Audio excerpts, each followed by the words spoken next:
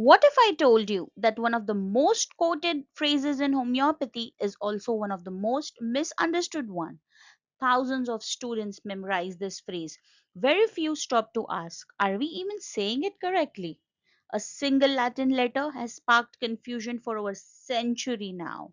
This is not merely a question of spelling, it's a question of history, language, and the philosophy of homeopathy. Today, we are settling in this debate for once and forever. Hello, everyone. Welcome back to the Organon classroom with Dr. Gazala. One letter. That's all it takes to divide generations of homeopathy, my dear students. Is it Curentur or is it Curantur? At first glance, it seems like a simple spelling difference, but is it really? Or is there a deeper historical and philosophical story hidden behind the single letter? So, before we accept what we have always heard, let's go back to the original texts, examine the evidence, and discover what the pioneers actually wrote. Let's begin with the lecture for today. How many of you have confidently quoted the famous homeopathic maxim, similia similibus curantur, or perhaps similia similibus curantur? Have you ever paused to ask which one is actually correct? By the end of this lecture, I don't just want you to know which word Hahnemann wrote. I want you to understand why he wrote it and why one tiny vowel has generated debate among homeopaths for nearly 2 centuries. Whenever we hear this phrase, similia similibus, our mind almost instinctively completes the sentence. But interestingly, they don't all complete it in the same manner. Some say curenter, others confidently say curanter. Now, to many people, this appears insignificant. After all, they might just say, it's only one letter. But language, especially Latin, is extremely precise. We are dealing with philosophy here, and if we rule out the importance of knowing language to the core, are we even doing justice to the philosophy that we are studying? Sometimes changing a single vowel changes the entire grammatical mood of a sentence. And once the grammar changes, the philosophy may change as well. So today we are not asking merely which spelling looks nicer. We are asking a much deeper question. What did Hahnemann actually intend? And if later generations altered the wording, did they also unintentionally alter the philosophy of Hahnemann? Hahnemann's original stance. If we genuinely now want the answer, there's only one logical place to begin. Not with modern books, not with later editors, not even with the respected commentators. We begin with Hahnemann himself. History tells us that Hahnemann personally used this famous maxim only twice in his published writings. The first occurrence appears in the very first edition of Organon in 1810. The first edition of the Organon explicitly uses Curentur. The second appears 25 years later in a formal letter written to the French Minister of Public Instruction. Now, here, what is remarkable is, see, both times, without exception, Hahnemann chose the word curantor. This consistency is extremely important. If he had used curantor once and, curantor elsewhere, we might suspect carelessness or inconsistency on his side. Right, but Hahnemann being Hahnemann, he did not do this. Okay, across 25 years, he remained faithful to exactly the same wording that he had used earlier or for the first time. That immediately tells us that this wasn't an accidental spelling, it was a deliberate choice. Now, the story takes a fascinating turn. So far, the evidence has been straightforward. Hahnemann consistently writing up Curenter twice in his lifetime. Clear? That's it. But if that is true, where did Curanta suddenly come from? Did Hahnemann himself change his mind, or did somebody else change it for him? History points us towards the second possibility over here, the unauthorized substitution. During Hahnemann's lifetime, an unauthorized Latin substitution gradually appeared in print. Someone believed that the grammar should be corrected and replaced currenter with curanta. What may have begun as an editorial decision slowly entered literature and was repeated by others. Okay, now this was annoying to a lot of his pupils, including Mr. Everest, who was an English pupil of Hahnemann's. And all this, guys, is given up in the book of philosophy by Richard Hughes, The Principles and Practice of Homeopathy. So that is why this becomes a very special topic, which is an integral part of the Hughes philosophy. Because here, when we are dealing with the Hughes philosophy, we are questioning. Okay, we are not accepting anything as it is. Okay, as we covered in our first lecture, the introduction to homeopathy part, what did you just tell us? We have to be homeopathists first and not Hahnemannians, right? So we have to question everything in science, something is that is very basic, and something which actually made Hahnemann discover homeopathy, because he questioned what he was translating at first, right? So here, getting back to our unauthorized substitution part, there's an interesting thing that Hahnemann publicly did not approve of this alteration. This was a master's silence. There is no documented evidence that Hahnemann ever publicly approved it. At the same time, we also don't find any strong public objection from him. Why? Perhaps he considered it too trivial to argue over, or perhaps it was courtesy towards his contemporaries, or perhaps at this stage his attention was, focused on far more important battles that were happening within homeopathy itself. We simply cannot say that with certainty, because we ourselves did not exist in that time, frankly. But the absence of protest, okay, should never be confused with approval, people, right? Years later, after Hahnemann's exhumation in 1899, okay, 1899, historians discovered a medal bearing the later spelling Curantur, Curantur. This tells us something remarkable. By then, the editorial version had become so widespread that even the memorial engravings reflected it. History, therefore, had already begun rewriting a sentence that Hahnemann himself had never changed. And this is how traditions are born, not always by deliberate intention, but sometimes by repeated acceptance. There's something quite deep to understand. You'll have to go back and listen that again. But yes, जब exhumation हुआ Samuel Hahnemann का, by the a gold medal was found on his body by the French Homeopathic Society that bore the Curantur spelling. Okay, the incorrect formula up till now. Okay, next is what begins as Dr. Ryan wasn't opposing homeopathy, he was defending historical accuracy. His arguments persuaded several authors, and eventually the Manual of Therapeutics restored Curentur, Curentur, in 1869. Yet the debate continued. In 1883, Dr. Renke or Dr. Renke raised another question. Why do some physicians still say Curentur? Are they uncertain? At first glance, that sounds like a criticism, but in reality, it wasn't uncertainty at all.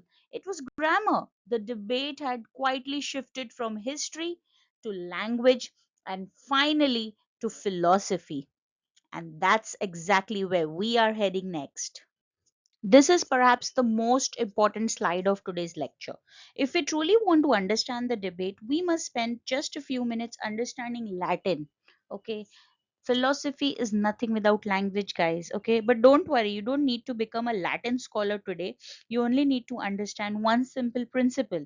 Latin verbs don't merely tell us what happens, they also express how the speaker intends the statements to be understood. Okay, अभी अपना जैसे normal English that we all know, what is it? The verb is what? And it's an action word. Okay, whatever action is denoted, it is called as a verb. That word is called as a verb. Okay, but in Latin, it will also show you, or it will express how the speaker is intending that statement to be understood. So the word currenter belongs to the subjunctive mood. Okay, moods being a verb is going to tell you about the moods as well. Okay, so the word currenter belongs to subjunctive mood. Now, what is subjunctive? It is often used when expressing wishes, recommendations, possibilities, or practical directions. In simple words, it carries the sense of let likes be treated by likes. Notice the beauty of this statement over here right now. It isn't boasting anything, it isn't claiming perfection, it is guiding the physician. It is a therapeutic rule. Now compare that with curanter, okay? Curuntur के साथ. Curanter is an indicative mood. The indicative simply states something as a fact. So it reads as likes are cured by likes. Okay. Subjunctive में एक imperative force होता है, a practical rule to follow जब हम बोलते हैं, मतलब वहां पे हम एक विश जैसा जो है वो जाहिर कर रहे हैं आप लोग. Okay, you are recommending something, you are giving practical directions. But indicative mood, what is that? It states something as a fact. So we will read this as likes are cured by likes. Now pause and think. Okay, अभी जो बोला, just think about it, and these two translations may sound similar, but philosophically, okay, these are worlds apart. One advises, the other declares.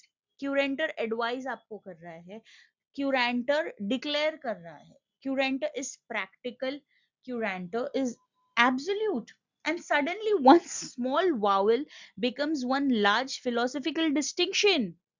Get that straight? Now enters one of the strongest voices in favor of Curantur, Curantur, Dr. P. Wells. Dr. Wells believed that homeopathy should never be presented as a merely practical rule of treatment. To him, homeopathy was a universal law of nature. He famously wrote, "It commands, it neither solicits nor permits." Think about these words. They carry enormous confidence. It commands. It neither solicits nor permits. Almost like the certainty of gravity or mathematics. His argument was clear. If homeopathy is truly a universal law, then it should be expressed as an absolute fact. Don't we call it as a law of nature all the time? Right? Even our questions for that matter are always explain the modus operandi, okay, of the nature's law of cure. Okay, तुम उसको law बता ही रहे हो. Nature so is universal. It is not going to be limited to one certain area, one certain district, one certain country, or anything of that sort. Universal means it is covering the entire universe. It's going to be true in any part of the universe for that matter, right? Same was Dr. Wells' thinking and belief as well. So he expressed that it should be taken as an absolute fact, and therefore curanter seemed more appropriate to him. Yeah, the upon subjunctive or inductive we did in the last slide. So inductive was what? Inductive was something that you're stating a fact. Okay, the mood of that statement is that you're stating it. All right, bus. That's it. No plus or minus to it. So Curanter obviously seemed more appropriate to him. But here's the question now I would like all of you to think about. Can every scientific principle be stated with absolute certainty? Or should science remain humble enough to acknowledge that every rule has conditions and limitations? Keep this question in your mind because it leads us directly into the philosophical heart of today's discussion, which comes in the following slide. Now we are getting to the crux of this debate, okay, and this is going to be interesting. Wow, so excited for this one. Now let's compare two completely different kinds of laws. Okay, as you can see, one is going to be a moral law, one is going to be a law of nature. Now this is important for you to understand, तभी जाके जो next slide है उसमें आपको पता चलेगा ई और ए finally ऐसे क्यों रहा है. ओके, बिकॉज ये कॉन्सेप्ट समझना इंपॉर्टेंट है. Now that doctor Wells has given us such a strong mandate, okay, he's given us his strong word, we have to see why this happened. Okay, and this will also help us understand things better, and you will start questioning things in your lives, I'm sure, after this one. So okay, let's compare two completely different kinds of laws. Okay, now pehli baat to, okay, when I am telling this, let's compare two different types of laws, you must be telling me ki ma'am, we cannot compare something which is not of the similar kind. Okay, I am talking about comparing to different kind of laws. And as you can see on the screen, it is moral law, okay, which is a mandate, has to happen. Second is law of nature. It's an affirmation, okay, an expression of the general fact. All right, moral law kahan pe, law of nature kahan pe. So first of all, you're not even comparing of something which is of the similar kind. But having said that, let's go ahead because this slide is very interesting and one of my favorites when I am explaining about currenter and curanter. All right. So the moral law says, what the moral law says: you shall not steal, you shall not kill. Okay, these are commands. The nature says mandatory, it commands, and forbids, it belongs to ethics and politics. So iske according Dr. Wells is wrong, and because a true scientific law doesn't command. And what did Dr. Wells say? Because it's a universal law, okay, it is mandatory, it is absolute. Okay. Okay, so the next is law of nature, as you can see, which says the scientific law na. तो यहाँ पे क्या है, gravity never commands an apple to fall. It simply describes what consistently happens under certain conditions. All right, it means that apple, if it's falling from that tree, it is going to fall down, right? Science observes, ethics instructs. Now let me give you another example that all of us can relate to. ठीक है, अगर ये नहीं भी समझा, not a problem. We are going to another example. It's quite simple now. See, we often say water boils at 100 degrees Celsius, right? We teach it in school as though it's an absolute law. Water is going to be boiling temperature उसका 100 ही होने वाला है. But is it? Not really. Water boils at 100 degrees only at standard atmospheric pressure. You take this water to top of Mount Everest, where the atmospheric pressure is much lower. It will boil at a much lower temperature. Place it inside a pressure cooker. It boils at a much higher temperature. Has the law changed? No. Our understanding has become more precise because we recognized the conditions under which the law applies. The statement was never wrong, it was simply incomplete without its context. Medicine is no different. Clinical principles are applied under biological conditions, individual susceptibilities, and countless variables. That is why Hahnemann often presented homeopathy as a rule of art, a principle that guides the physician's judgment, guys, rather than an unqualified declaration that ignores every exception or circumstance. We survive, we talk, we walk the concept of individualization in homeopathy. So, where is that individualization when it is coming to the law itself? We need something which is going to guide us towards that therapeutic, the entire journey, the therapeutic journey of that patient, which will eventually lead to the cure, to cure as it's termed, aphorism 1, basic, right? So, to come to that, Dr. Wells perhaps unintentionally blurred these two ideas. He treated homeopathy almost like a moral command. But if homeopathy is understood as a scientific principle, then perhaps Hahnemann's original wording becomes much easier to appreciate. Curantur doesn't weaken homeopathy. Instead, it reflects the humility of scientific practice.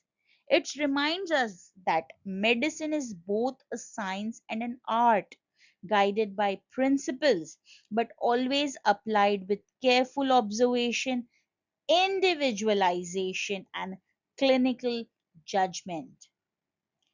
And perhaps that is exactly what Hahnemann wanted us to remember. Let's bring together everything we've learned so far. We began today's lecture with what happened to be a simple question: Curantur or Curantur? By now, I hope you've realized this was never merely a debate about spelling. It's a debate about how we understand homeopathy itself. Let's compare the two approaches one final time. If we say curantur, Curantur, likes are cured by likes, we are making a universal affirmation. We are making a statement. Okay. It expresses certainty, it sounds absolute, and it presents the law as though it admits no qualification.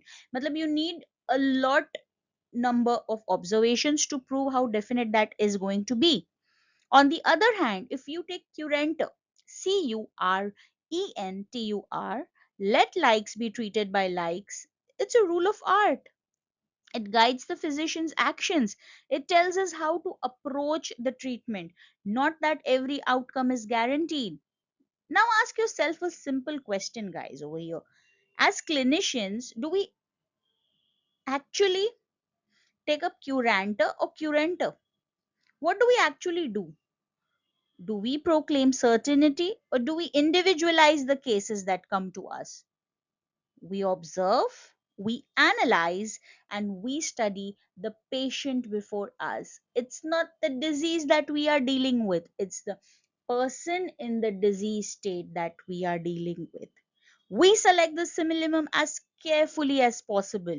In other words, we practice an art founded upon scientific principles. And perhaps that is exactly why Hahnemann preferred the subjunctive mode, not because he doubted homeopathy, but because he understood the humility that true science demands. Listen to this now. The stronger a science becomes, the less it needs exaggerated certainty. It speaks through evidence, not through absolutes. We talk about evidence based medicine all the time and how homeopathy is one such. But are we even documenting that in the first place? Are we even believing that our medicine is actually evidence based? That would happen only when you start seeing this up as curantor instead of curanter. So perhaps curantor is not a weaker word, it is the wiser one.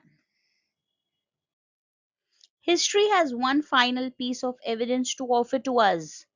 When Hahnemann's memorials were erected both in Paris and later in Washington, the committees responsible did not simply copy the popular usage. They researched, they examined the historical record, and after all that effort, they chose to engrave one word: Similia similibus curenter. Think about that for a moment. Stones don't argue, stone remembers. These memorials are more than monuments to a great physician.